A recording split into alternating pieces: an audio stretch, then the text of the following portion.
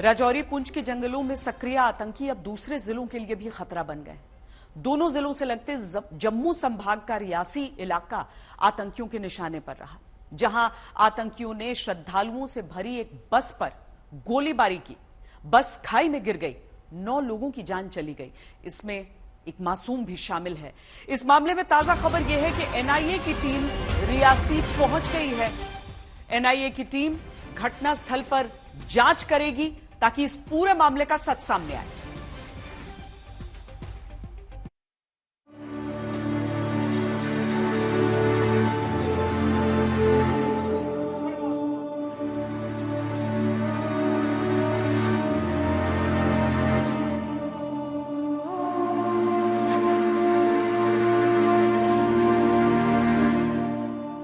रियासी के अस्पताल का यह पूरा कमरा उन्हीं जख्मी यात्रियों से भरा है जिसे आतंकवादियों ने निशाना बनाया।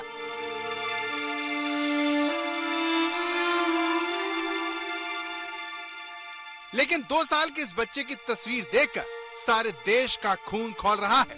टीटू सानी नाम का ये बच्चा आतंकवादियों के कायराना हमले में इतनी छोटी उम्र में मौत के मुंह में समा गया। आतंकवादियों के हमले में टीटू की मां पूजा साहनी की भी मौत हो गई।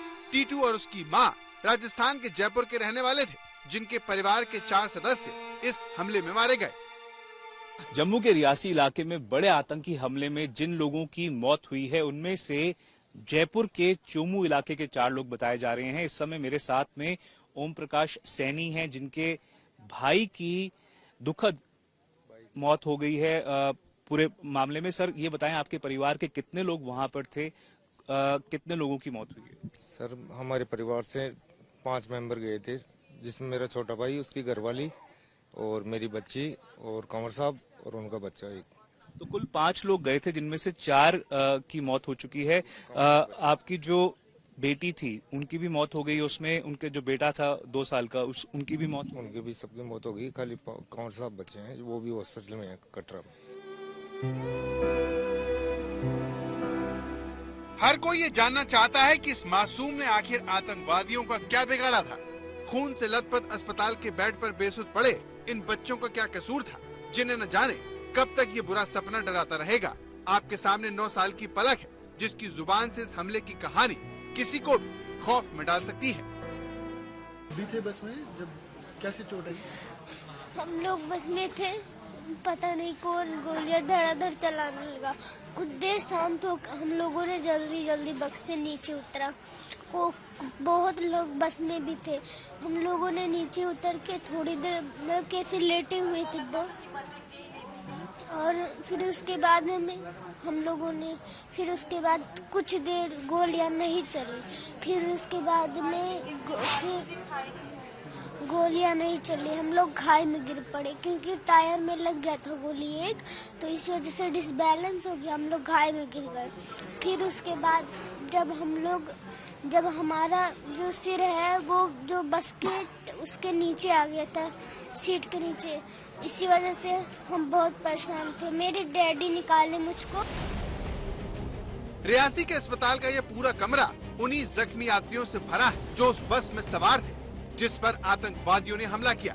उसी बस में कई बच्चे भी सवार थे, जिनकी आंखों में उस दहशत की परछाई न जाने कब तक उन्हें डराती रहेगी। और आप देख सकते हैं कि यहाँ पर इस अस्पताल में कई जो घायल श्रद्धालु हैं वो इस समय भर्ती हैं, और आप देख सकते हैं कि किस प्रकार से आतंकियों ने बर्बरता की। मासूम बच्चे भी घायल हुए हैं, और इससे पाकिस्तान का चेहरा एक बार फिर से बेनकाब होता है कि मासूम बच्चों को निशाना बनाया है आतंकियों ने। ये जो श्रद्धालु हैं, ये शिवखोड़ी धाम में गए थे भगवान भोलेनाथ के दर्शनों के लिए। वो यात्रा पूरी करने के बाद अब एक कटरा की तरफ निकल रहे थे, और जैसे ही ये कटरा की तरफ निकले, कुछ ही दूरी पर जंगल के इलाके में कुछ आतंकी छिपे हुए थे, और उन्होंने घात लगाकर श्रद्धालुओं की जो बस थी उस पर आतंकी हमला किया। और जो अब तक जानकारी आ रही है कि 10 इसमें लोग जो हैं मारे गए हैं, 10 श्रद्धालु मारे गए हैं, उनकी मृत्यु हुई है इस आतंकी हमले में, और 33 जो श्रद्धालु हैं वो घायल हैं, और घायलों का उपचार अलग अलग अस्पतालों में चल रहा है। और ये जो जिला अस्पताल रियासी है, यहाँ पर भी घायलों का उपचार चल रहा है। आप देख सकते हैं कि मासूम बच्चे भी घायल हुए हैं।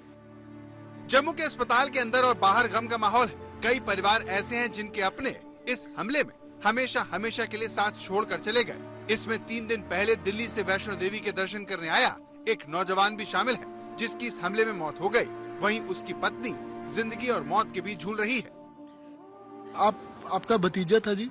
हाँ जी, भतीजा। तो कितनी उम्र थी जी? 21 साल उम्र थी। और कब आया था वो यहाँ पे? वो सब 3 दिन पहले आए थे वैष्णो देवी के लिए दर्शन करने के लिए। अकेला नहीं, हस्बैंड वाइफ दोनों आए थे। वो कितनी उम्र थी जी? वही 21-22 साल थी उसकी। और वाइफ उसके कहाँ? वाइफ वहाँ इमरजेंसी में भर्ती है उनकी। कहाँ पे? पीछे। हाँ जी। और उसका बताया कि कंफर्म बताया किसी ने कि मौत हो गई? हाँ, कंफर्म बता दिया। वो फोटो भेज दिया, वहाँ से आइडेंटिफाई हो गया। ये तमाम श्रद्धालु वैष्णो देवी के दर्शन कर कटरा से शिवखोड़ी पहुंचे थे, जहां गुफा में शिवलिंग। उसके दर्शन कर बस को शाम 4 बजे कटरा के लिए रवाना होना था, लेकिन ये बस शाम 5:30 बजे चली। अब इसकी जांच की जा रही है कि बस को चलने में देरी क्यों हुई। अगर ये बस समय से चलती तो शायद इस हादसे को टाला जा सकता था। सुनील जी भट्ट, जम्मू, आज तक। जम्मू कश्मीर पुलिस का कहना है कि इस हमले के पीछे पाकिस्तानी आतंकी संगठन लश्कर-ए-तैयबा का हाथ है। लेफ्टिनेंट गवर्नर मनोज सिन्हा ने थोड़ी देर पहले राज्य में सुरक्षा की समीक्षा की और कहा कि आतंकियों को बख्शा नहीं जाएगा, लेकिन देश के लोगों में गुस्सा है। आज एक्स पर all eyes on Reasi trend करता रहा। उनकी कैजुअल्टी हो गई है सर, बहुत बुरी तरह से। उनको बेचारों को एक गोली सिर में लगी हुई है, एक उनको इधर से उन्होंने लांचर मारा हुआ है। ये उनका जो पूरा उड़ गया है, पूरा नीचे वाला हिस्सा, आंतड़ियाँ बाहर आ गई हैं। तो उन्होंने पहले टारगेट ही ड्राइवर को किया, कि ड्राइवर को टारगेट किया, फिर वो गिर गए, तो उसकी वजह से गाड़ी गिर गई। फिर भी वो गोली चलाते रहे। बहुत बुरी हालत है उनके बेचारों की।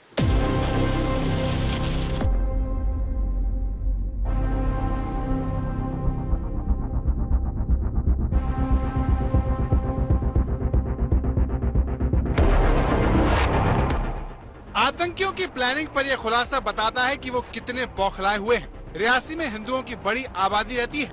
इस इलाके में कई धार्मिक स्थल हैं। आतंकवादियों ने स्थानीय लोगों को झांसा देने के लिए फौज की वर्दी और लाल मफलर का इस्तेमाल किया।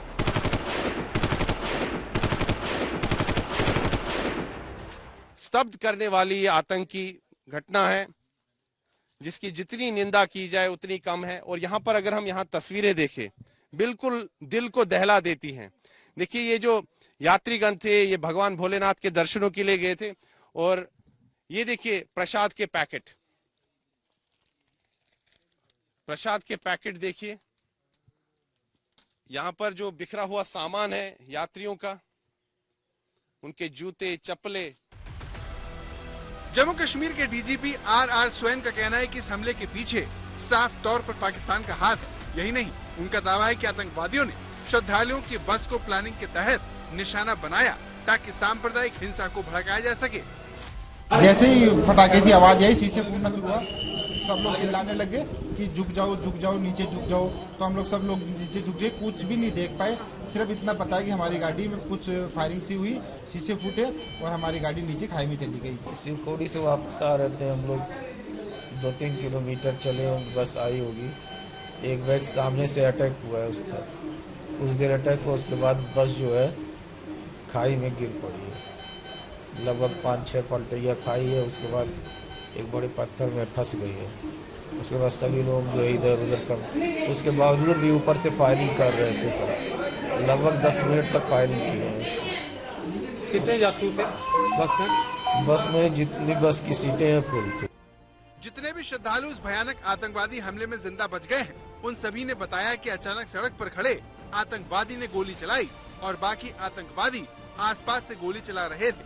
यहाँ तक कि बस के खाई में गिरने के बाद भी आतंकवादियों की ओर से फायरिंग जारी रही। शिवखोड़ी से 5:30 बजे चले हैं और रास्ते में करीब 6 बजे के आसपास ऐसा दुर्घटना हुआ है।